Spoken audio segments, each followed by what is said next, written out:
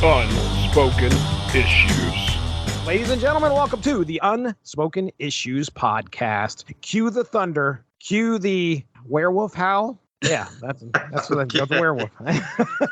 It's spooky season. That's right. Halloween is right around the corner. As a matter of fact, this is going to be airing All Hallows Eve, right? Yeah, that's what my calendar says. The day before Halloween. So, ladies and gentlemen, we are going to be discussing tonight Spirits of Venom. That's right. Venom. Ghost Rider. Yeah, there we go. Chris Armstrong's buddy. This I think was your idea. Is that right? Yeah, I think so. This is one of kind of the old favorites for me. I was reading both of these titles in the 90s, early 90s when these were coming out. Spirits of Vengeance is one of my favorites, and I really had a good time with bringing Venom into the Spirits of Vengeance title and all the different characters interacting in this one. I think I remember seeing this on the shelves, in the early 90s. I wasn't picking up Ghost Rider or anything that was kind of affiliated with that. As much of an X-Files guy as I am and kind of like enjoy the occult and the supernatural, I wasn't reading any of those titles. So I didn't know. I mean, I knew who Ghost Rider was, but that was just because, he may have appeared in a Spider-Man comic. Venom was a hot property back then, and getting him into any comic, that kind of puts you on the map a little bit. Yeah, needless to say, in early 90s, this is something that I missed out on. Evan Bevins. Evan, how about you, man? Actually, this is a little embarrassing. I read the 1987 Malibu limited series, Spirits of Venom. Oh, no. This is really awkward. No. You'll just have to wing it. Yeah. No, I did. I was not reading Ghost Rider. I was curious about Rise of the Midnight Suns, although all I got, as far as I got in that, was Night Stalkers #1 for some reason. But yeah, I knew about Ghost Rider and Blaze. I'd seen Ghost Rider guest star in just about every comic I was reading at that time. Darkhawk, Sleepwalker. Oh, bunch of Spider-Man. Fantastic Four. We did the new Fantastic Four a while back on here. So I'd seen him a lot. I mean, Ghost Rider is one of the coolest looking characters out there. And I'd heard of this, but no, this was the first time I'd read it. But I was glad to see them, give some guys who had been Darkhawk guest stars a little bit of their own spotlight. We talked on our Heart of the Hawk episodes where we, I think that was the first non-Spider-Man appearance for Venom was in the Darkhawk story. Oh, right. Except for maybe he had been like in the vault, that one shot or something. And this is still like an era where Venom didn't show up every month in somebody's book. He got his own title, Lethal Protector, the miniseries, I think came out maybe within a few months of this storyline. But It was still somewhat novel to have Venom pop up. Right. I just grabbed one of the neat things I found with Mike's Amazing World is you can click on the month that the comic was released on, and then you can filter out the publisher and look at what else was on the shelves in the month of October of 92. So I'll just kind of throw out some highlights here. Do you guys remember Ghost Rider Captain America Fear? Oh, yeah. I actually bought that a while back at one of the local shops. I haven't read it yet. It's in my to-read pile, which is slightly taller than I am. Yeah, I believe Howard Mackie might have written that as well. I'm not 100% sure, though. I can tell you. Lee Weeks was the artist on it. That's a pretty good one-shot. You're absolutely correct. Howard Mackie, Lee Weeks. The first issue of that hit the shelves in October of 1992. Looking for anything else. There's Marvel Comics Presents number 117. There's a Venom on the cover of that. Nomad number 8. She-Hulk number 46. Spider-Man 2099 number 2. So we're in the early days of the 2099 universe. Oh, what if Venom had possessed the Punisher? Oh, yeah. I had that. Number 44. Darkhawk 22 was on the shelves, too, which is a Ghost Rider appearance in that one. Got Ghost Rider on the bike, and it looks like Darkhawk's riding along in the back there. Part of the Return to Forever storyline. Yes, indeed. A little snapshot of some of the fun stuff was out there in October of 92 for Marvel. So, okay, Howard Mackie. Yeah, you mentioned Howard Mackie's name, and I pulled up his career here on Mike's Amazing World, just kind of looking. It looks like he got started in the late 80s, but he's been a Marvel guy almost from 86. One DC comic finally shows up in 96. February 29th, 1996. One DC comic, and I don't even know if you can consider this a DC comic. because the title of the issue is Speed Demon. Oh yeah. It's the amalgam. Yeah. Amalgam version of Flash and Ghost Rider. But my goodness, I think he's been a Marvel guy from the beginning. Oh, okay. 2012, Ravagers. That's the first, like the actual first DC comic that he apparently got involved with. There's no other DC on this list. Started out in Iron Man. To be fair to Mackie, he thought that was a revival of Ravage 2099. I had a feeling that was he was like coming. 3 issues in, and they're like, "No, Howard, this is DC." He's like, "Okay, well, can I at least use the folks from Gen 13?" Oh no! If you grab Ghost Rider #1 in 1990, he was the writer on that title. I think all the way. My goodness. Are you sure he wasn't a Ghost Rider? Yeah, he was all over the Ghost Rider stuff. I recently picked up the Ghost Rider Danny Ketch Epic collection that came out, I think, this month. And it's got some Marvel Comics Presents material in there with Ghost Rider and Wolverine. He did the spinoff, obviously, Spirits of Vengeance. He did that Captain America Ghost Rider book. But that was kind of his corner, was the Ghost Rider stuff, which was really popular in the early 90s. He was in he was doing Web of Spider-Man and Ghost Rider and Spirits of Vengeance. There's a Moon Knight crossover in that Epic collection too, with Ghost Rider, and he was the writer on that. I was going to say there was a Moon Knight issue called issue number 32. So he did 32 and 33 of Moon Knight, it looks like. Evan, are you sending us stuff? Somebody sent it. Oh, here. Well, I only meant to send you 2 things, but I had a problem there. Mackie went on to do the Spider-Man revival in the late 90s that was not as well received, maybe, as was expected. Although I didn't dislike it. I don't recall reading anything. Any idea what the big criticism was? Was that the one with like Maddie Franklin and wasn't John Byrne involved, or am I totally? I just remember that it was Mackie and John Byrne was the artist on one title, and the other title was Mackie and Ramita Jr. Yeah. And there was a Sinister Six crossover in the early parts of that. But no, I don't really remember. I really remember there was a flying Spider-Man that wasn't Peter Parker for like 5 minutes, I think. Oh yeah, I remember that. I've always wanted to read Mutant X, which that's a really good book. Yeah, that's where Havoc ends up in a different timeline or something. Is that? Yeah, he ends up in an alternate universe before alternate universes were monthly comics. Yeah, that was just the status quo of every book. Right. I've wanted to read that for a while. All right, enough about Howard Mackie. But as you can see, really, you want the Chat GPT notes on Howard Mackie? I could give them to you right here and don't even need Chat GPT.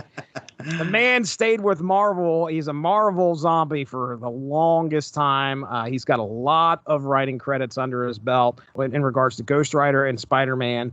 So this right here, this book that we're about to get into, it's not in his wheelhouse. It is his wheelhouse. That's what this boils down to. Now, I do want to kind of give a real quick shout out to our artist here, because we're going to have Adam Kubert on the Spirits of Venom. I remember really paying attention to his art when it came to his Wolverine. That was when I started, but apparently he's been around for quite a while before that, according to this anyway. This might be the most consecutive issues of Kubert I've seen without Wolverine. True. I mean, his credits go all the way back to 1977, which I didn't realize that Sergeant Rock number 314, he was the letterer there. He was a letterer all the way up to 1983, they have him listed as writer-artist on some Pacific comics in 1983, but then he's letterer, and then he finally gets a shot at being an artist on a Big 2 comic, it looks like, with Warlord number 100 from DC. But yeah, mostly his Marvel work starts here in Ghost Rider Blaze. I mean, a big chunk of his early Marvel work is Ghost Rider Blaze Spirits of Vengeance, because he's doing art for that. He did the first 12 or 13 issues, I think, and then around that time, I think he moved to Wolverine. Ultimate X-Men under his belt in the early 2000s. So there's that. And then let's talk a little bit about, I think it's Alex Saviok. I think he was around for quite a while. Yeah, Alex has been around 1977 as well. Early work in DC Comics. A lot of DC Comics right up until 86, where it looks like he starts with Iron Man number 211. His Web of Spider-Man works start at issue number 35. So that's 87. And he has a significant run on Web of Spider-Man. I read a lot of Web of Spider-Man in the early 90s, and it seemed like he was always the guy on that book. Yeah, dude. Sal Buscema was always on Spectacular, and he was always on Web of Spider-Man. The others kind of, I guess Bagley was mostly on Amazing, but he wasn't on there when I started reading it, so. Yeah. But those guys definitely had long stretches on Spectacular and Web of Spider-Man. So a very accomplished creative team here doing on these two titles and these 4 issues. So, I mean, I'm ready to get into it here, guys. I've got the first 2 issues. Web of Spider-Man number 95, Storm Shadows. Nice little play on words there, in my opinion. Yo, Joe. On sale date October 6th. Rolled a snake eyes with me. October 6th, 1992 is the shelf date. All 4 issues are written by Howard Mackey. Penciled for Web of Spider-Man, it's going to be Alex Saviuk. Inked by Joseph Rubinstein, lettered by David Sharp, and colored by Bob Sharon. By the way, took my notes on this. In full disclosure, I threw them into Chat GPT and I spat out something and I said, how about you do it a little bit better? How about you put a little storytelling flair? So this is going to be a little bit more of a descriptive explanation as to what happens in these issues than previously. And I massaged some of it to make it sound a little bit better. But here we go. In the dark, massaging the AI. Oh, I do. In the dark, towering canyons of New York City, our friendly neighborhood Spider-Man swings through the moonlit night. Fresh from capturing the nefarious Hobgoblin, our hero's moment of triumph is abruptly shattered as he's ambushed by 2 sinister adversaries: the nightmarish Doppelganger Spider-Man and the relentless Demogoblin. Demogoblin, driven by a crusade to purge the world of demons, discovers that Hobgoblin still harbors demonic blood. And I think that goes all the way back to Inferno. Hobgoblin pleads for Spider-Man's mercy, but our web-slinger remains resolute. Says, "No, you're not getting out. You're not getting away just yet. I'm not letting you free. I'll handle this on my own." And a fierce battle ensues, culminating in a dramatic fall into the hallowed sanctuary of a church. Inside, as Spider-Man seeks refuge, he finds an unlikely ally in the form of the church's priest. But their respite is fleeting as Demogoblin and Doppelganger, I'm just going to call him Doppelganger from here on out, and Doppelganger close in on their quarry, something like that. Meanwhile, a few blocks away, the blazing skull of Ghost Rider illuminates the sewers of New York. Alongside Johnny Blaze, they hunt for 2 mysterious figures, Hag and Troll, who wield shadowy creatures known as deathspawn. Their paths intersect with none other than the lethal Venom, who has been trailing Hag and Troll. A violent clash erupts as Venom aims to ensnare them both. Yet fate has a different plan, as Venom finds himself in the same church where Spider-Man battles for his life. Venom immediately acts to try and kill Spider-Man, only to be interrupted by the relentless Doppelganger. Amidst the chaos, Demogoblin seizes an opportunity to end Hobgoblin's life, but the arrival of Blaze and Ghost Rider disrupts his sinister plot. The Deathspawn multiply, spiriting Hobgoblin away underground. And Blaze, Ghost Rider, Venom, and Doppelganger end up following. As Spider-Man contemplates his next move, more Deathspawn emerge, snatching the innocent priest into the underground and forcing our hero to follow. So that is issue number 95 of Web of Spider-Man. I'm going to stop real quick because I skipped over the whole part where I was supposed to tell Chris, give us an idea as to what in the world's happening prior to. So you said you kind of knew what was going on to this. And Evan, I remember your comments when we were talking about getting ready to do this episode. You're like, it's kind of like you get dropped in the middle of a few storylines that's kind of going on, which it's right. It's not like kind of giving you an idea as to where all these people are coming from. It's just like one crazy night in New York, all these people are coming together. Chris, you have the floor, man. Can you kind of give us an idea of what kind of preceded prior to this story? Yeah, I mean, this almost could have been like a 6-parter or 7 maybe, because like the seeds of this story get planted in the previous issue of Spirits of Vengeance and the previous couple issues of Web of Spider-Man. Web Spider-Man 93 and 94 is called Hobgoblin Reborn. It's a two-parter, and it's where Spider-Man is dealing with Hobgoblin, and Moon Knight's, a guest star in those issues. And it kind of ends with the Hobgoblin getting captured, but also in kind of the background of that story, we see Hag and Troll show up and wreck the transport that has taken Venom to the vault, and they kill a couple of guardsmen, and in the process, Venom gets freed. Oh, okay. All right. Whereas in Spirits of Vengeance issue, I guess it'd be issue 4, or is that If right? it's the issue prior to this, if it's this issue's 5, so it'd be right before. Yeah, this. Hag and Troll are in that one, and they've got Deathwatch's body. They're trying to revive him, and there's even a reference to them, killing those guardsmen in that issue. And it's Blaze and Ghost Rider kind of confront them. They actually have a big fight on the ice rink in New York, the one that where Hawkeye, where Hawkeye has his fight in the Hawkeye TV series in the last issue or episode of that. Yeah, they end up following them into the sewers, and Venom shows up on the last page of that issue as well. So that all kind of leads into this crossover. Okay. Yeah, I mentioned a little bit of the history of Hobgoblin and having the demon blood was. So I don't know what happened. One of you guys could maybe fill me in here, but I remember in Inferno, Hobgoblin ends up trying to make a deal with one of it was either Nastir or whoever it is, or one of the big hullabaloos in Inferno. It's either Sim, Nastir, or somebody else. Maybe it was even Mephisto. I can't remember. So the man-eating mailbox. It was not that one. Okay. But he makes some kind of a deal, and what ends up happening is they turn him into a demon. And, of course, Hobgoblin can't believe it. Go ahead. I said, I've got it here. I've never read those issues. I knew the first time I ever saw Hobgoblin in comics was, I was in Darkhawk, and he was the Demogoblin version of Hobgoblin at that point, the demon version. And then later he was separated, but it says the fictional character biography for Demogoblin. He was originally an unnamed demon who inhabited Limbo, was banished there eons ago for unknown reasons. His essence was fused with Hobgoblin, Jason Macendale, when Macendale asked Nastir. It took me forever to try and figure out how to pronounce his name, and I doubt I'm still doing it correctly. He asked Nastir for more power in exchange for his soul, and then the demon was bonded to him there.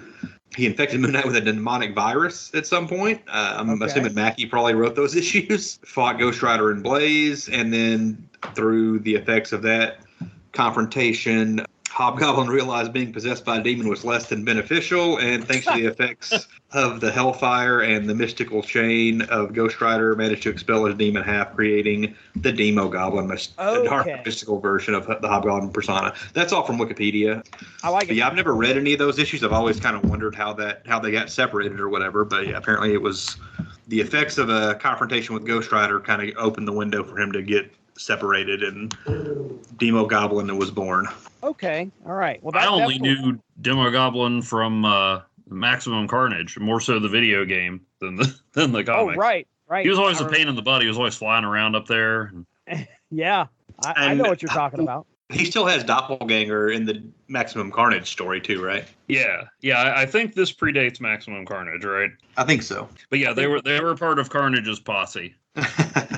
Yeah, Demogoblin apparently for a demon has a weird motivation to go and wipe out all of the other demons or something like that. I don't know what that's all about. Apparently, the sect of demons that he belongs to has kind of turned back to the Lord, I guess, and they want to expel evil so that they can get back in the Lord's good graces or something like that. Interesting. Wow. Okay. But he's an evil demon, so his idea of that is to just kill everyone because everyone's evil. No. I think he and Venom would get along more. What with the we will solve the killing by killing, and challenging dental work and prehensile tongues. Right. Yeah. So we're jumping right into Spirits of Vengeance #5, or Spirits of Venom. Title of the story is Chasing Shadows. Penciled by Adam Kubert. Inked by Bill Reinhold. Lettered by Michael Heisler. And colored by our good friend, Gregory Wright. Amidst the labyrinthine sewers of the city, Johnny Blaze takes stock of the dire situation. Surrounded by deathspawn, their chances of escape seem bleak. Yet Blaze, with his hellfire gun, ignites a gas pipe, unleashing an explosive burst of fiery chaos that offers a glimmer of hope. However, the deathspawn are relentless, carrying away Spider-Man, Demogoblin, Doppelganger, and the vulnerable priest deep into the sewers. As Venom moves to give chase, Blaze takes a fateful shot that inadvertently grazes the lethal symbiote. Venom, consumed by rage, attacks Blaze, but a standoff ensues when Blaze defiantly aims his shotgun at the relentless Venom. A tense moment unfolds as Venom eventually relents and departs. Hag and Troll manage to elude capture, but in their wake, they leave the lifeless body of their leader, Deathwatch, still in the possession of Ghost Rider. As Blaze and Ghost Rider begin to follow, Ghost Rider hears the cries of innocence deep in the tunnels. They soon happen upon a large pit. Ghost Rider and Blaze, along with a returning Venom, plummet into its depths, landing unharmed. At the abyss's bottom, the heroes encounter a nightmarish realm. Venom, Blaze, and Ghost Rider stumble upon innocent captives rather than the expected deathspawn. These unfortunate souls reveal that Spider-Man, Demogoblin, Doppelganger, and the Priest are still alive, albeit stuck to a wall. Venom sees an opportunity, once again, to strike at Spider-Man, but is thwarted, once again, by Ghost Rider's intervention. As the captives work free, just then Hag, Troll, and the Deathspawn reappear, triggering a chaotic battle. The Deathspawn swarm around the heroes, attempting to abduct the innocents, Deathwatch's lifeless body, and Spider-Man himself. Ghost Rider is forced to relinquish Deathwatch's remains to save the remaining bystanders from the mass of Deathspawn. So let's talk about it here. Let's go ahead. We'll get into our notes for our first two issues. Like I said, we got a lot going on here. I understand it's a crossover between the two titles, but you also have two main characters from Spirits of Vengeance that you got to deal with. All of the machinations that have brought them to that point, along with Venom, along with Spider-Man, Demogoblin, Doppelganger. We got the Deathspawn, a dead, lifeless Deathwatch. A lot of stuff to kind of weave a tale together with, but to me, it's not overwhelming. I mean, Chris, what are you thinking here, man? Not to me, not at all. Especially not to 12-year-old Chris. When this came out, it's kind of nonstop. Like it's almost like Howard Mackey's getting all his action figures out and yes, throwing them together in a little adventure. I think it works great. I want to point out the cover to Web of Spider-Man number 95, which is a cool cover. It's got a big Venom in the background, and then Spidey and Ghost Rider sort of a bit smaller figures in the foreground. But this Ghost Rider, I mean, it looks like Ghost Rider from an animated series. And that's not a dig. I think it looks cool. But I just really like the cartoony look. And he doesn't really look that way in the book. That's not how Saviuk draws him in the comic itself, but on the cover, that's the vibe I get is like, this is from an animated series. I see exactly what you're saying. Just by Ghost Rider's face there, it kind of gives that animated vibe to it. Old Venom, my goodness. I mean, I'd like to see how many covers have that Venom looking like that, where he's kind of big and towering over all the figures on the cover. Fits exactly what I expected. Go ahead. I was going to say Saviuk gives Venom the needle teeth, which is the Venom I prefer. Yeah. He started out with more of the standard mouth in the McFarlane issues, and then Eric Larson gave him, the crazy long mouth and tongue and just innumerable teeth jammed in there. I've always liked Mark Bagley's needle teeth Venom, and that's kind of what Saviuk's doing with his version here. As far as his pencils, I actually would have expected his career went back even further than the late 70s. He's got a real classic comic book style, classic Marvel comic book style. He is kind of doing in these issues a little more modern, for the time stuff. It's a big drastic difference when you go from him to Kubert in the Spirits of Vengeance issues. But the tone of those two series are way different as well. But I like Saviuk for the most part. Evan, I want you to do our listeners a favor. Okay. All right. I want you to do your best. I always do this to Chris, so I'm going to do it to you now. Do your best to describe Doppelganger Spider-Man. He's got the classic Spider-Man costume and color scheme. He just has a few more arms.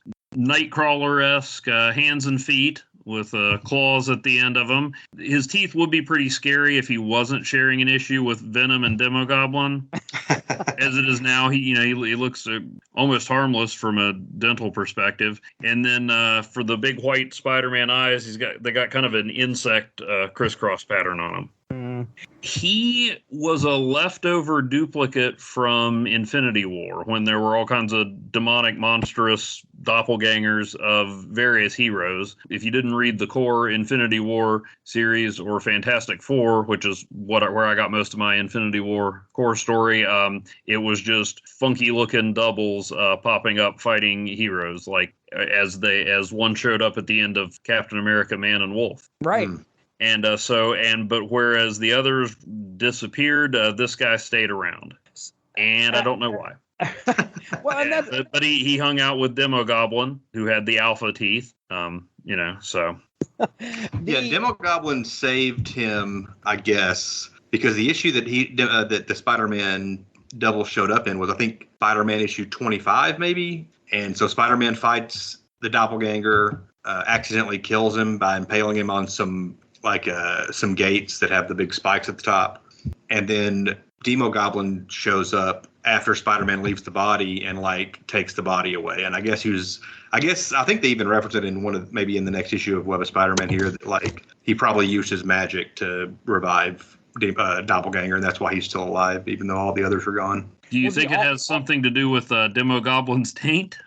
Oh no! It could be that demonic taint. There was another doppelganger that hung around. I think it's the Daredevil doppelganger. He showed up in some later issues of Daredevil, and it was also a magical thing where maybe the hand or somebody used magic.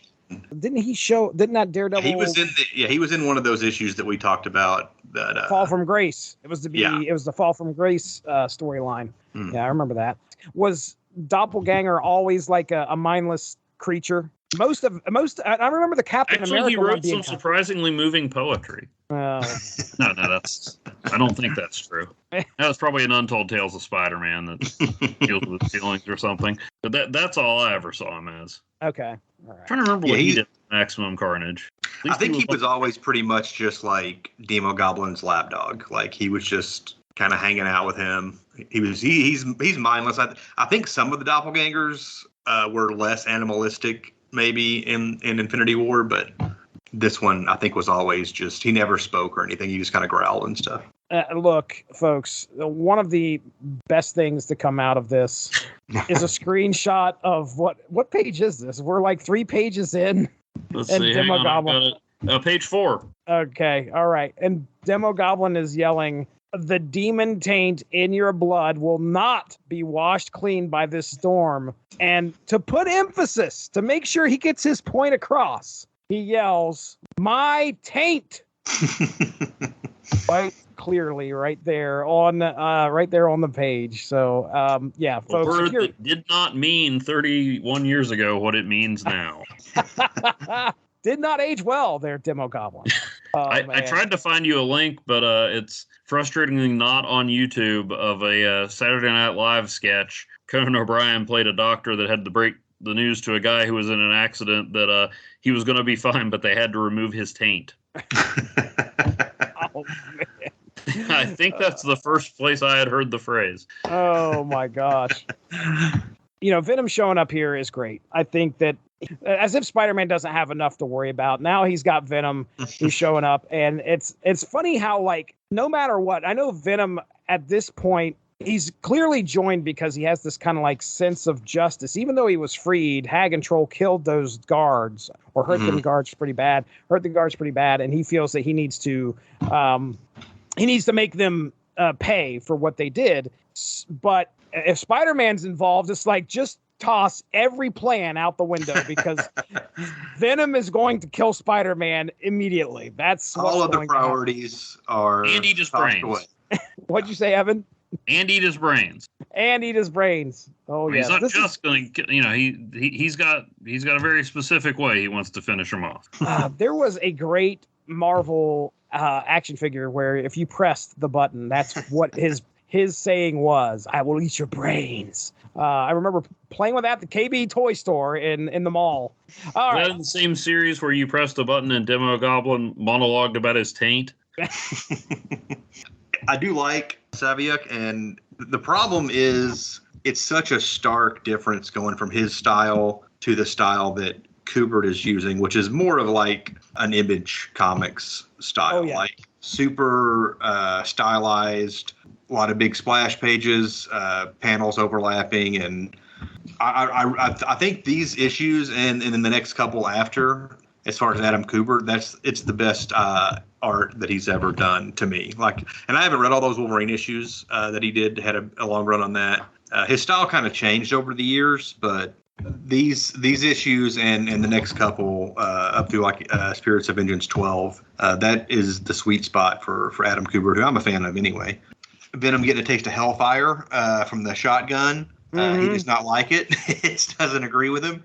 And I got a big kick out of the moment where after Venom leaves and it's just, I think all the other heroes have been captured, or all the other characters have been captured by the Deathspawn, and Ghost Rider's holding up Deathwatch's body and he's kind of giving him a smile. He is.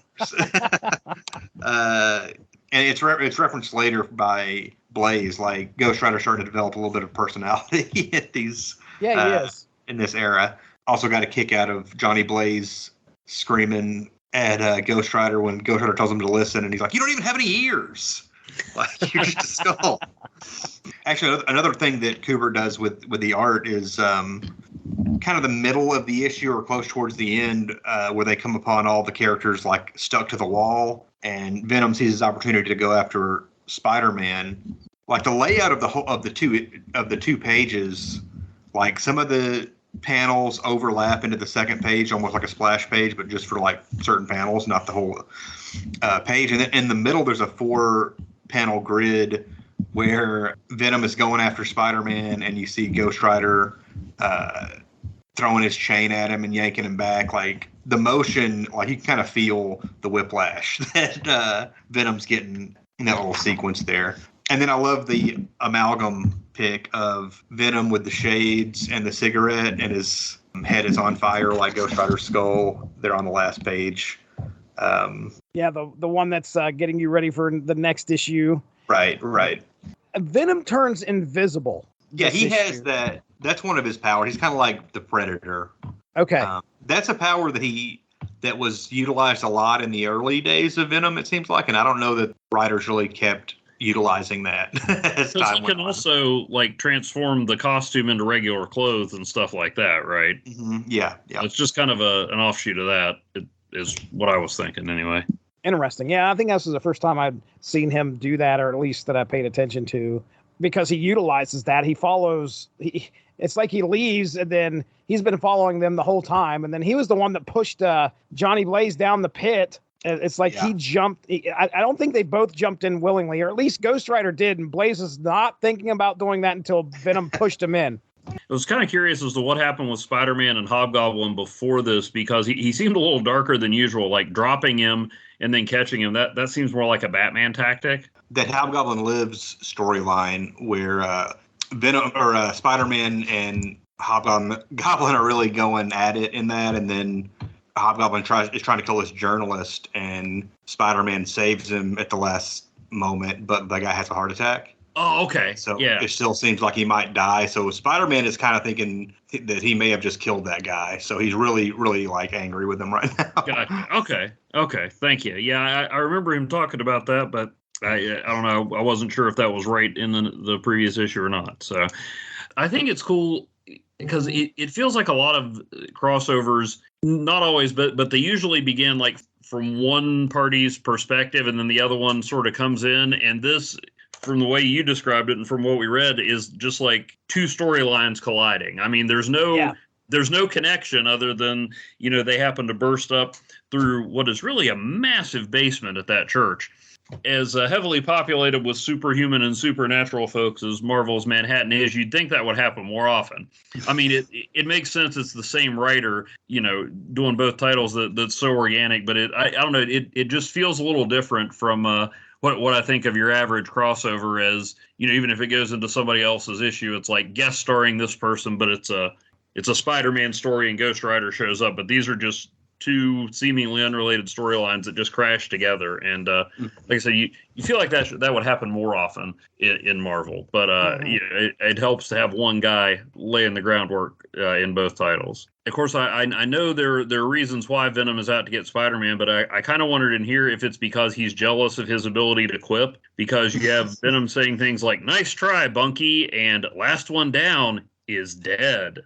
Just like maybe he's just jealous of Spider-Man because he's so much funnier. I did like. I enjoyed the art in Web. Like Chris, like you said, it felt classic, but like it was trying to be a little more 90s there. But I felt like I got a better look at the deathspawn and them being shadow creatures instead of just guys in black who didn't make the cut to be in an issue of Spawn. It reminded me of Spawn, but I mean, this would have just come out like probably a few months after Spawn #1. Oh, so yeah. It's probably more coincidence than anything else. Oh, Deathwatch had shown up earlier, like in the first, I think he was the villain in the first couple issues of Ghost Rider's book in like 1990. I don't remember if the Deathspawn like characters show up until later or not, but yeah, the only thing that I was a little cloudy on was like who and what the heck Hag and Troll are. They were, I think, just a couple of his henchmen, basically. Yeah. Now, Deathwatch, prior to this, I only knew from, I believe it was Marvel Series 3 trading cards. I had to chuckle a few times as they're dragging Deathwatch's body around. I mean, Spirits of Venom is a pretty catchy title. Weekend at Deathwatches could have been an alternative. But yeah, I mean, I did like the interactions with the characters. Like Blaze. I felt like without them going into a bunch of exposition, I had a good idea of what the dynamic with Blaze and Ghost Rider is in the other issues. That makes me a lot more curious to read those. And about Blaze's suspicion of Ghost Rider, and if I was Johnny Blaze, I would have some questions about another Ghost Rider running around. Mm-hmm. Clearly Demogoblin's confused because he calls him Zarathos at one point. He hadn't checked his latest copy of the official handbook of the Marvel Universe. So, so let me stop you there real quick, because that right there is the name of the demon that usually, right? Help me out. The original Ghost Rider. The Johnny Blaze version was a demon named Zarathos. All right, and help me out. What is inhabiting just Ghost Rider at this point? Something it's else. still a mystery. Okay, all right. Which is, it's been answered now, but at this time, you don't know. I actually have, speaking of the handbook of the Marvel Universe, that's where I read like the linear origin and history of Ghost Rider, and I still don't understand it. No, all right. Yeah, a lot of action-packed stuff. I may have used this term there before. Some of my favorite comics or what I call like kitchen sink comics, where just like a whole lot of stuff collides all at once. And this reminded me of those. Like there's some great West Coast Avengers issues that Byrne did, where just like all sorts of craziness explodes. Mm-hmm. And this reminded me of those. So let's pick our panels here, but I have a question. And I want to see. I'm not going to ask it yet because I have this strange feeling it's going to come up in our panels. We'll find out here in a second. I'm going to start. So for Web of Spider-Man number 95, I want to take the panel where Venom is just coming up out of the church. Only reason is because in that panel, Spider-Man already knows that it's not good.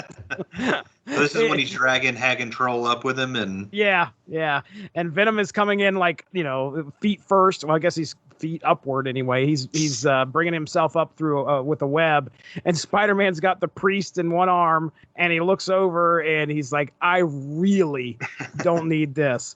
He knows, of course, Venom at that point, oh, this is too good. Here we thought we'd feast on gizzards of these two killers, but now it appears that fate has smiled on us.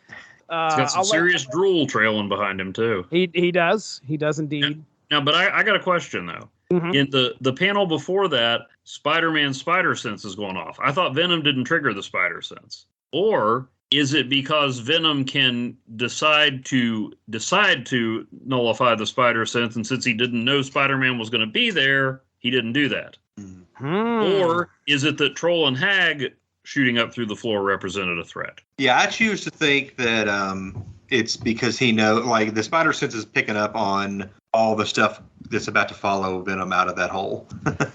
Okay. Like all the deathspawn and all that stuff that's going on down there. Or it could just be that Howard Mackey made a mistake. I'll let you go, Evan. What's your panel here out of this issue? Mine was on page 23 at the top, where you've got Blaze getting dragged down by a deathspawn, Spider-Man punching deathspawn, Ghost Rider fighting Demogoblin, Venom fighting Doppelganger. It's like everybody's from the two different storylines are colliding there, and that's just a great representation of what happens in the whole issue. All right, very good. All right, and then Chris Armstrong, what do you got there, bud? I'm gonna go. I think it's hard to say for sure the page counts because I got the trade and it doesn't have the numbers, but I think it's page 19, panel 4, and it's on the same page that of Jesse's panel was on. But the last panel on that page where Doppelganger is leaping at Venom and giving him a double punch with his two top arms there, and it's the first time we see Doppelganger and Venom clashing, which happens a few times over these issues. Okay. Surprised your panel wasn't on page 4, Jesse. Page 4. That's the taint. Well, I didn't want to take that from Chris. I was like, that's got to be what he's going to go for. I just assumed you were picking it, so. Oh, wow. Yeah, I mean, my goodness. That is a sick-looking Demogoblin, aside from the dialogue. You know, him, both those characters covered in the rain. You know, it's pouring down the rain, and they're just kind of standing on the side of this church. That is a pretty sick panel. The dialogue is just fantastic. Let's get into the second issue, which is Spirits of Vengeance, number 5. What's your? I'll let you go first this time, Chris. Okay, before I pick my panel, the cover to this issue is also pretty cool because it's got Ghost Rider and Venom kind of tangling, but the corner box. Again, much like the little amalgam image that I mentioned earlier, it's got sort of 3 vertical shots of close-up of Blaze, Ghost Rider, and Venom's faces, and you just see one sliver of each kind of all lined up there together. That's mirrored in the issue. I guess it probably was in the issue first, and they just put it in the box later. But I've always liked that corner box with the 3 characters there.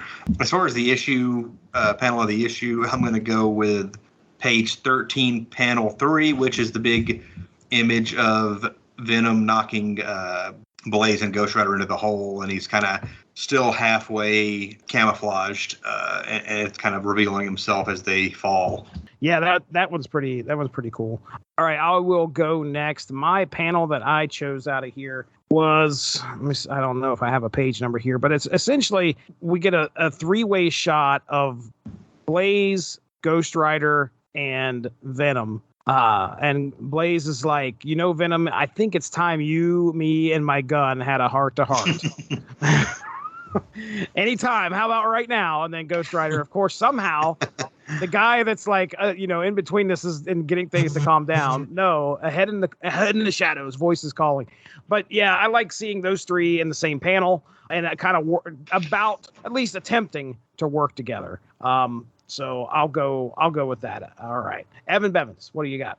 Man, I'm surprised nobody took mine. Although I don't know if it qualifies as a panel because it's spread over 2 pages, but it's pages 8 and 9. Venom's just slammed Ghost Rider into the wall, and Blaze has his shotgun right against Venom's jaw. Mm-hmm. And Venom, like he's almost like winking at him or something. He's got teeth sticking out sideways, and the drool is actually going down the barrel of the shotgun. Oh, yes. Yeah, that's good stuff. That's a nice touch. And Blaze is like, yeah, he's not a spirit of vengeance anymore.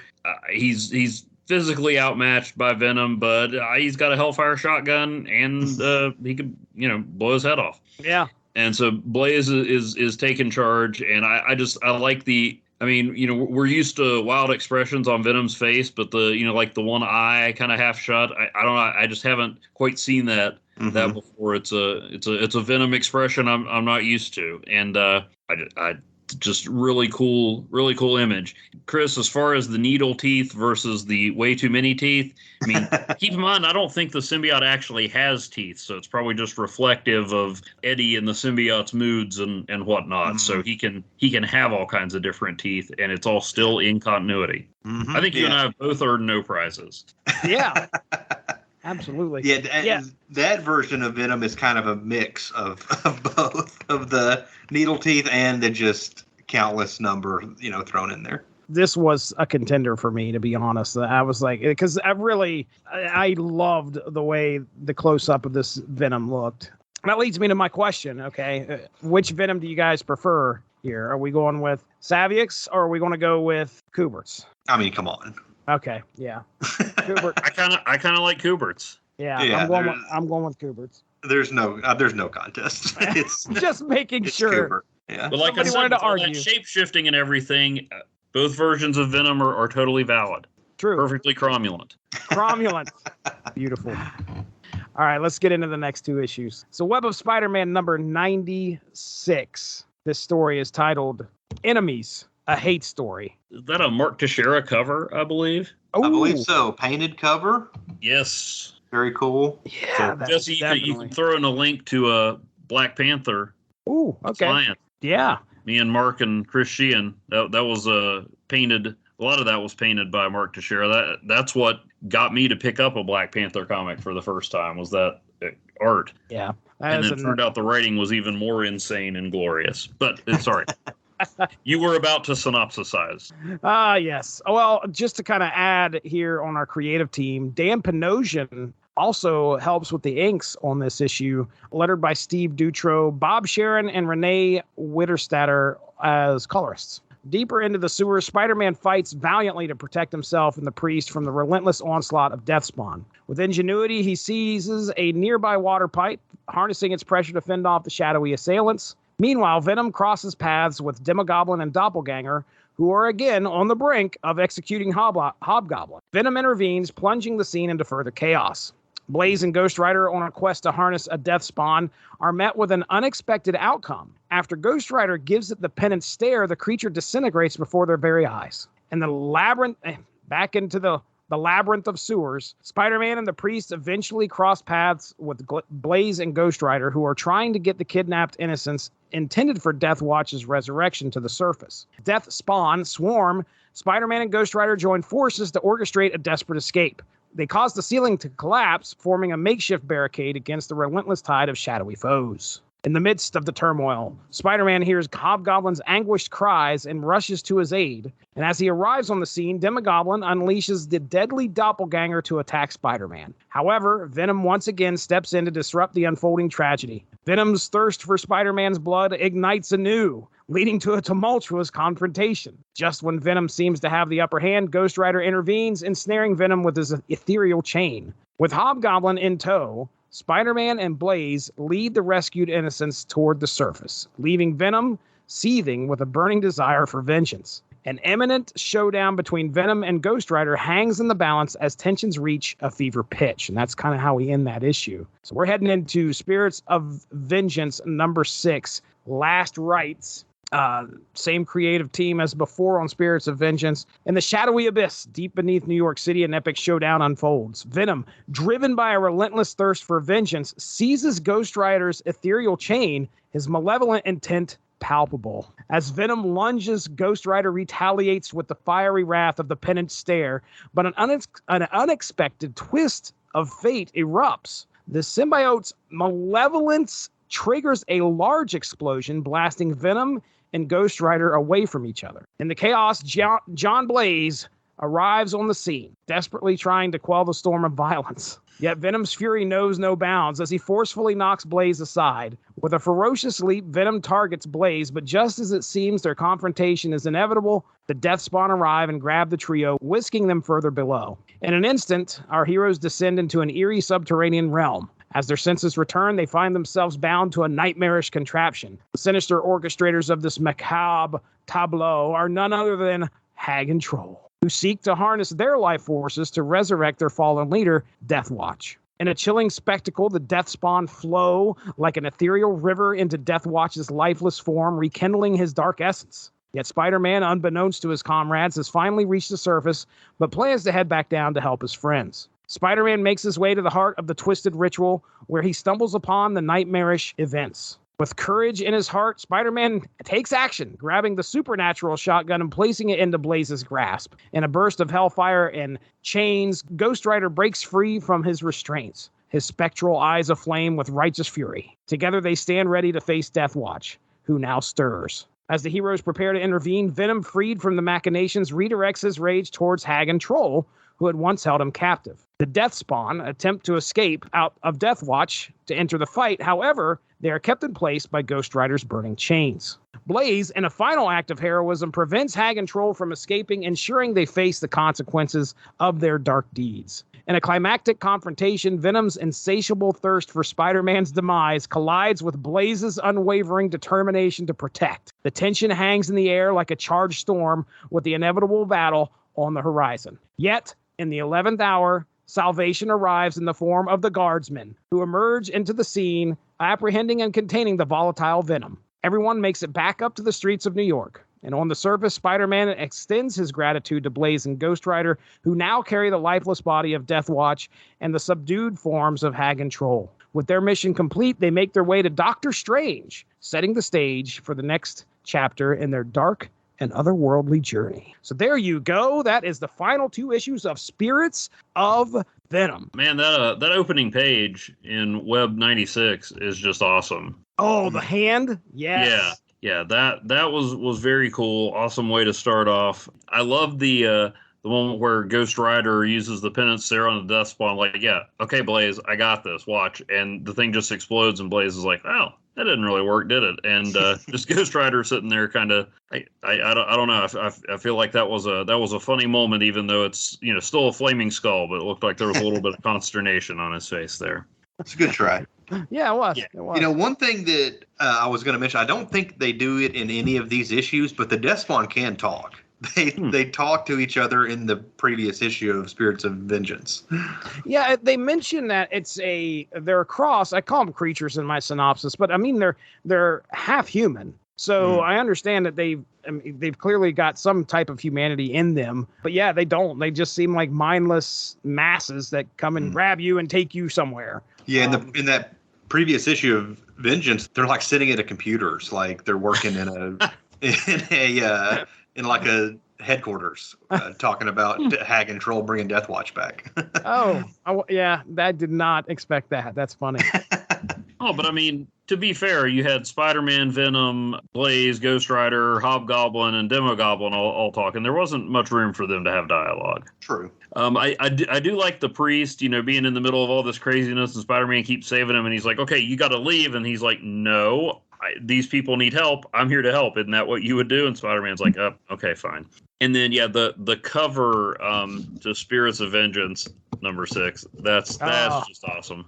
That Adam Kubert Stacey, I assume is how you pronounce that last name. That is a poster I want. Oh, and I didn't even notice the shotguns in his mouth. Right. There you go. Now that's the kind of cover you would see today on like an issue of Fantastic Four, because it would be a variant cover that has nothing to do with Fantastic. Nothing to do with it. But I mean, it's not an exact representation of something that happens in the issue, but hey, it's a cover that makes reference to what happens in the issue. Imagine that. Sorry, I would like all the variant cover artists to kindly get off my lawn and turn down their rap music, I guess. But no, it's just an awesome cover. And I mean, another great opening page. I don't know. You figure like on hour 13 of drawing teeth, Kubert's just like, nah, we're going to fill the rest of them with tongue. Probably my favorite moment is during the fight between Ghost Rider and Venom, and Ghost Rider's like, "I'm just trying to prevent you from spilling any more innocent blood. Spider-Man's helping people. If anybody's going to feel vengeance, it ought to be the Deathspawn." And Venom says, "Ha, you know nothing of vengeance." I was at a party once, and we were discussing the merits of the 2003 Ang Lee Hulk versus the early MCU Incredible Hulk. Mm-hmm. And I was explaining why, what I liked about each one. And a guy who didn't know me very well said, "Okay, well, look, if you knew anything about the Hulk, you would understand why the Edward Norton one is better. Oh. And I'm like, now, hey, you like that one better. That's fine. That's just a matter of opinion. But if I knew anything about the Hulk, so yeah, Venom going, you know nothing of vengeance. Kind of like Ghost Rider saying, look, you know nothing about drool, okay? Let me explain to you how this works. It's like somebody saying to the Hulk, hey, man, look, let me tell you a little something about anger, okay? Mm-hmm. Right. It's just, I don't know. I love that. And I mean, I'm sure Mackie did that intentionally. It wasn't just, I'm going to throw this in here. That there wasn't a criticism of the writing. It's a great line because, if you knew anything about vengeance. Yeah, that's hilarious. It's like, I eat, breathe, and sleep vengeance. Yeah. But yeah, it's a cool fight, and I mean, come on, even if I didn't read Ghost Rider, but I thought Ghost Rider was awesome in the 90s, and, I didn't necessarily read a lot of Venom, but who amongst us didn't think Venom was awesome in the 90s? So Ghost Rider and Venom just going at it is fantastic. For some reason, I always like it when the Guardsmen show up. I remember getting Avengers Spotlight number 26, the issue that kicked off Acts of Vengeance, and thinking, I really had something there. But I don't know why. I just always have thought the Guardsmen were cool. Maybe it's just because I like green. I don't know. The armor is cool. I mean, they're like the least effective security force in history, maybe. Right. But I'm just waiting for the crossover where they take on the red shirts from Star Trek. But the one where Deathwatch is starting to come back and just kind of looks right at the reader, that's pretty cool and creepy. I'm trying to think if there's anything else. Just a lot of cool visuals. A little confused on what happened with the gun when Spider-Man tried to use it, and then he throws it to Blaze, who does use it, and Blaze seems surprised. I may have missed something there. And I mean, that's kind of resolved later when we find out, because at this point, the reason it shoots Hellfire is because in a confrontation they had, it was just a regular shotgun. Ghost Rider, he was using it on Ghost Rider, and Ghost Rider grabbed the gun and shot flame up the gun and at Blaze. Mm-hmm. And ever since then, it's shot Hellfire. Oh, well, yeah, I mean, that makes total sense. Yeah, but we find out later, there's a reason only Johnny Blaze can use it. It's tons of fun. I was also a little unclear on the mechanics of Deathwatch's resurrection. If he was going to absorb the people's life force, or if the deathspawn were going to eat them, or what. And I mean, it really doesn't matter. Innocent people, evil magic, bad guy comes back. I mean, I'm quibbling over details. It was a lot of fun, a lot of action, a lot of 90s craziness. Everybody is fighting everybody, I swear. Clearly, we know who the bad guys and sort of who the good guys are here. But it's just so funny. It's great because, Spider-Man's trying to handle Hobgoblin. He wants to save him, even though he's a criminal and what he's done is wrong. He wants to try and save him. So that puts him at odds with Demogoblin and Doppelganger. Venom shows up, and clearly he and Spider-Man are at odds. Every time he goes after Spider-Man, Ghost Rider gets involved or Blaze gets involved. And I loved how we ended that third issue with it's about to be on between Ghost Rider and Venom. This is going to be a good fight, and let's just see what happens. Yeah, it would have made me buy Spirits of Vengeance number 6 for sure if we would have ended, if I was collecting this at that time, because I would have wanted to see that fight go down for sure. And it didn't disappoint. Poor Macadale. All he wants to do is go to jail. That's all he wants to do. And I don't know how many times Demogoblin is about to kill him. And then somebody finally pops in there. This poor priest, too, it's hilarious that this guy is I guess he's the reason that Spider-Man has to get involved. So, but I mean, even if he'd walked away, it's Peter Parker. He would have gotten to the front stoop of the church and then been I got to go back. Just like you kind of said there, Evan, this is a great intersection of these two titles in the middle of two storylines. Yeah, I got to give it to Kubert here for just taking it to another level. I think sometimes with his art, it's beautiful. In Web 96, we actually get to see a little more of Doppelganger and Venom fighting it out, which I think is cool. I'm not sure what page it is, but there's these 3 panels of the Doppelganger and Venom fighting, and then to the right there are 3 panels of Macandale and Demogoblin kind of talk. And basically, I guess it's just Demogoblin taunting Macendale and Macendale looking horrified. But like it's kind of a nice juxtaposition of like we got a couple of, spider types fighting it out, and then a couple of goblin types on the other side of the page, going back and forth, which is I think is kind of cool. We get Evan already mentioned the part where the penance stare did no good, which was pretty funny. I think this is the only issue really where we see any of Venom and Spider-Man going back and forth, like a fight with those two. They get a couple of pages of a battle between those two, which then leads, of course, to the showdown in Spirits of Vengeance #6. Yeah, I can't say enough about how much I love the Spirits of Vengeance #6, especially the art and this opening battle with Ghost Rider and Venom. The second page there where Venom is throwing a punch at Ghost Rider, and Ghost Rider's kind of holding him off. And Ghost Rider is literally got two hands on the bottom of Venom's jaw. Like, that's how desperate he is to get him off of him. He's just holding his mouth. The penance stare, when he tries to use the penance stare on Venom, which I don't know if you guys know much about the penance stare. It's basically just something he uses to make, it's like a psychological weapon more than anything, where he stares at somebody and they kind of relive all the evil that they've done. On this page, it's really visually like Kubert has given it these flames shooting out of his eyes, and it results in this big explosion, which is very cool. That actually does more damage to Ghost Rider in the end than it does to Venom, and I'm guessing that's something to do with the alien physiology, of the symbiote or whatever. Well, it's the connection to Null, the King in Black, and Oh yes, years ahead of time. Yeah, Mackie was ahead of the curve on that. I love the 3 or 4 panel page of Venom jumping at Johnny Blaze after Blaze has lost his gun, and Blaze just uses a finger gun and goes bang as the deathspawn are starting to pull him under, and they pull Venom under as well. Another cool artistic choice is when this page where Venom is jumping through the air and like the tongue is hanging out and like trailing behind his head, like he's moving so fast, the tongue just kind of wagging back behind him. Very cool crossover. A lot of, like I said earlier, it's kind of just like Mackie throwing all the action figures together and building a fun battle, like Royal Rumble, with all these cool characters he was doing monthly at the time. I guess one more shout out to Kubert is Venom after he's been hit with the Sonic Blast, and like you see the symbiote is kind of spilling off the top of his head. So you see the top of Brock's head with the blonde hair, but the bottom of his face is still the giant Venom mouth with the tongue hanging out. Very cool visual flair with that as well. Love this crossover. I read it. This is one of those that I've probably read more than any. If I did like a top 5 like comics stories that I've read the most, I think this would probably be in it. It's helped by the fact that it's only 4 issues, so it's easy to.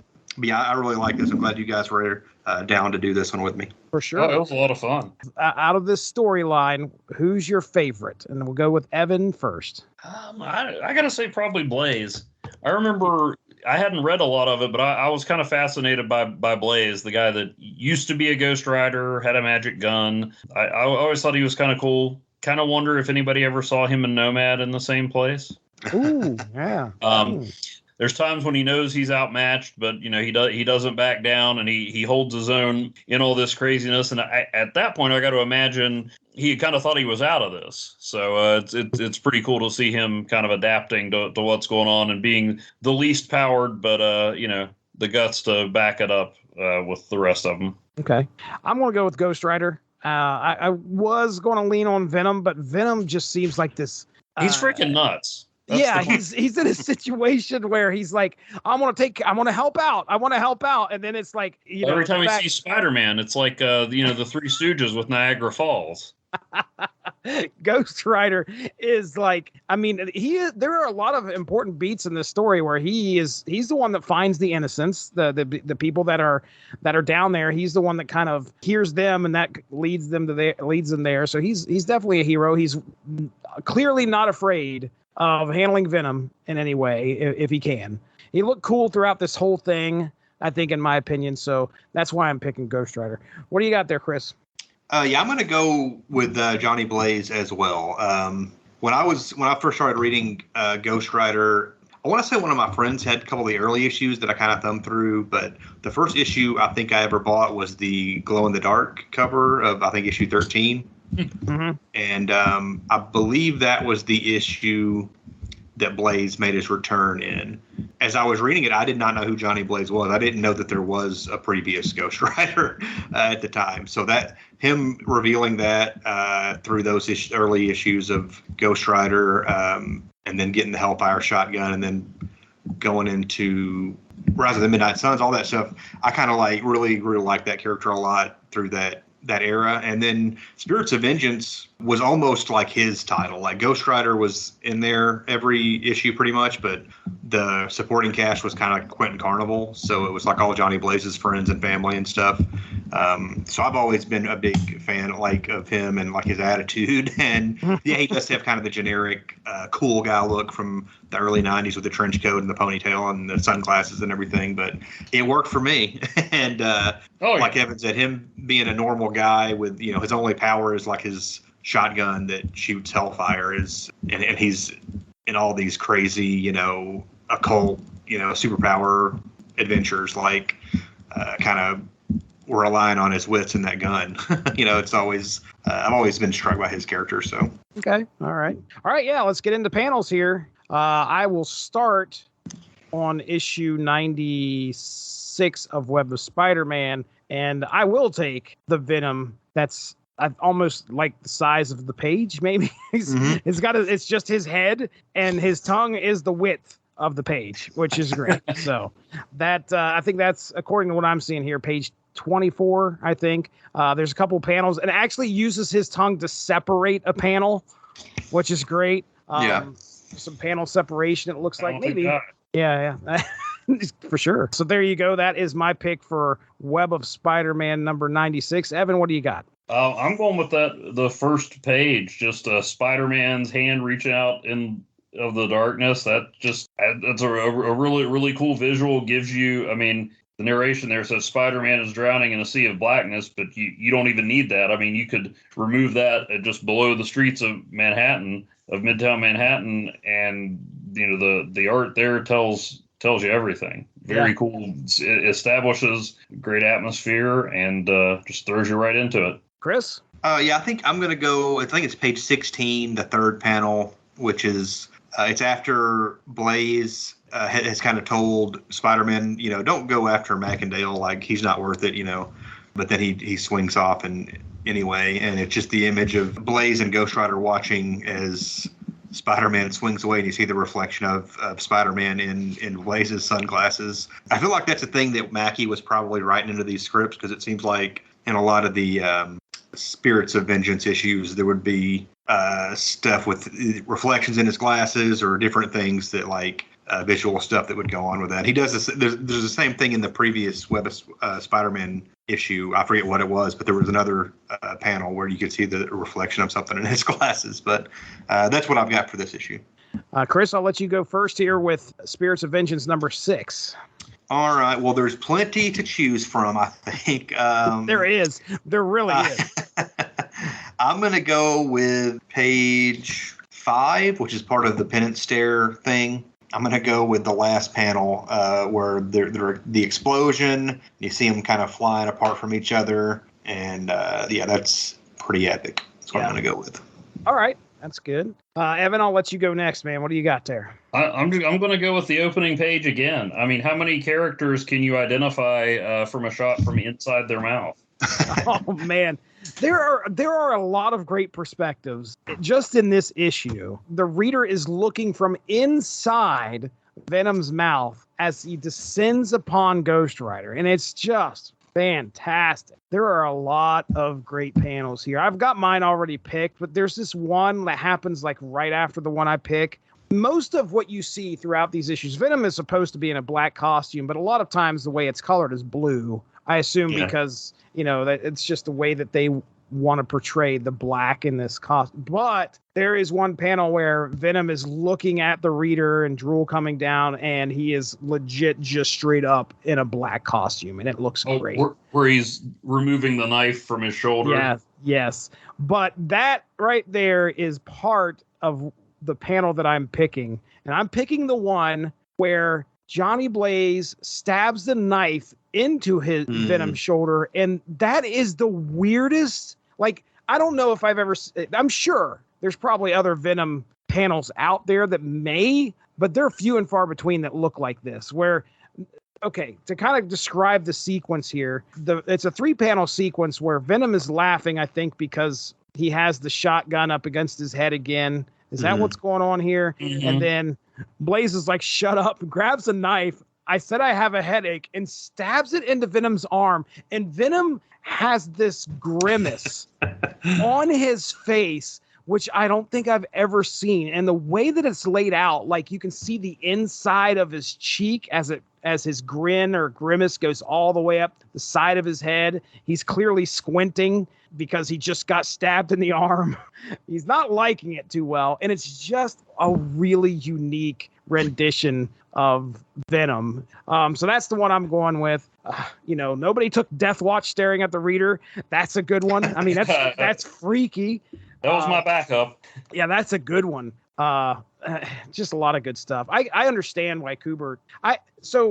We were talking about, art and Kubert and all that. In 92, many people who have listened to this podcast before, Chris, I'm sure, is getting tired of hearing me talk about it, but I'm going into the Image comics at this point in time. It's probably shortly before this that I picked up my first Image comic. But regardless, I was paying attention to some of the names on a lot of the Marvel titles as well. And Kubert's Adam and Andy, those were the two that I remember paying attention to most, because I was like, man, these guys, I was wanting them, and they may have at some point. I don't know. I have to look it up. But I was wanting to see them get drafted by Image. I wanted to see Image kind of bring them over and let them do something, because they were, honestly, I think those two guys were the top dogs in Marvel for a little while when it came to artists, in my opinion, anyway. And that might be because I was collecting X books too at the time. But Adam and Andy Kubert were really impressive in the 90s. Yeah, I don't think they ever did any indie stuff. Like, I think they've always been Marvel and DC as far as I can remember anyway.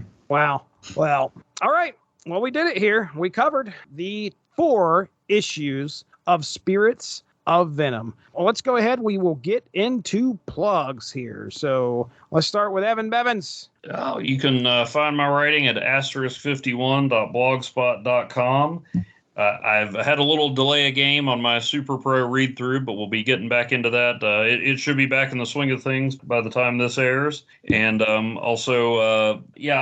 other Friday I do Free Comic Friday, going through my massive backlog of Free Comic Book Day items, and trying to tie that in with something going on, or something that just catches my eye. I've gone through some of the Simpsons, Bongo Comics free-for-alls, a little Tick, some X-Men and Runaways. This is actually the 20th anniversary of Runaways debuting this year. Oh, wow. So that makes you feel the comic is now older than all the characters in it.